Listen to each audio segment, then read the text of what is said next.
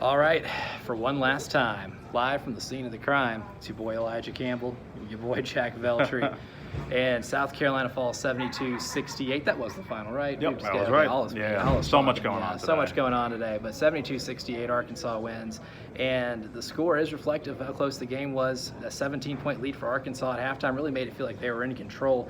Got it up to by as much as 20 in the second half before South Carolina, really led by their defense and Jamari Thomas and Colin Murray-Boyles' efforts on the offensive side of the ball, or the offensive side of the floor, rather, cut it down to 1. And for a while, there were a couple of possessions that this team had where they were able to take the lead on those, never able to get over that hump. Jack, you look at this game, you look at the effort it took to be able to get back into this game after they were down for a while. What's kind of your biggest takeaway? It's the story of the year. They keep coming up short in these games, and it's not necessarily because they were playing bad or anything. They fought back. I mean, they were down 17 at the break and got this game down to 1.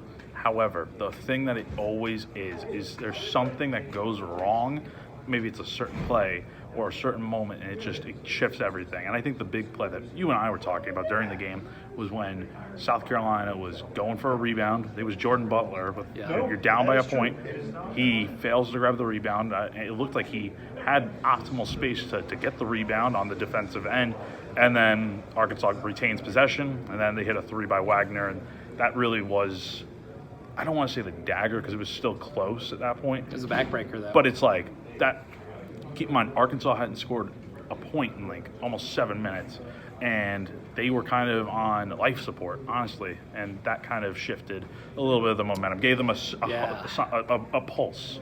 Yeah, when you fight that hard to get it back down to 1, and then a 3-pointer makes it a 2-possession game, when even during the comeback offensively, it wasn't like they were scoring a ton of points. You know, they kind of did it death by paper cut, bit by bit, able to get it to the 8 at the under 8 timeout. Yep. Defensively was really where they had the entire catalyst for this, and I think Lamont made a really good point post-game that they locked in on the details a little bit, especially as it pertains to ball screens. Arkansas got a lot of buckets in the paint because of how well they maneuvered those ball screens. A lot of overthrows onto post, entry passes off of those screens, like, on the roll. That caused a pretty big difference in this game too, and that created some live ball turnovers, ways for them to be able to score in the fast break, but ultimately not enough. But we kind of pivot to the future now. I mean, Colin says that we need to take some time to think about his decision. Nick said the same thing. Nick Pringle has a year of eligibility left, but he's still mulling the decision over. And Miles Studi told us in the locker room that he's gone through all the paperwork eligible to possibly get one more year of eligibility for get a waiver to be able to play next year. So a lot of decisions have to be made, but this is going to be a massive and really crucial offseason for a program that had a really disappointing season. It's going to be huge, and you're right. Like they are going to get some guys back next year. Nick did say that he already, like I had to make sure, like he was saying the right thing. Like he's got the extra year of eligibility if he wants it. So let's just make that clear. Studi is still kind of working through it, obviously. He's hopeful. He did tell me that, and I know that was probably a common question asked. But I think they are going to get some guys back next year. You'll lose some guys with guys that are out of eligibility, but you have the makings of a team that can be good.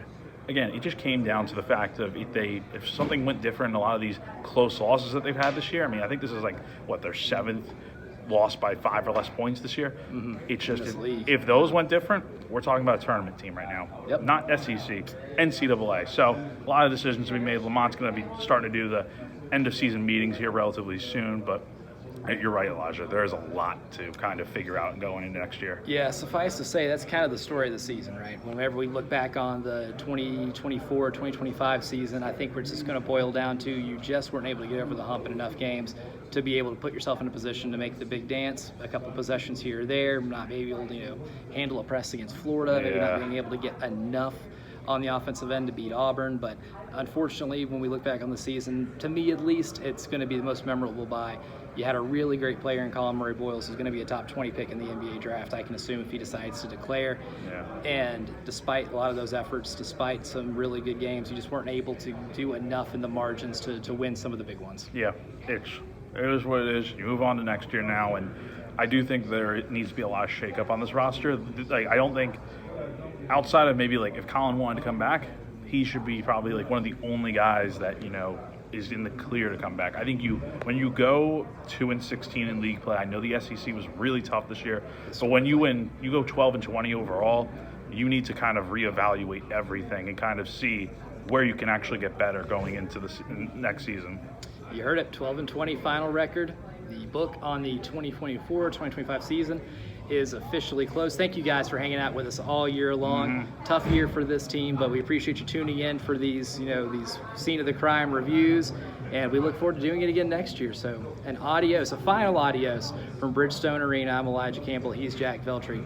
We'll talk to you next year.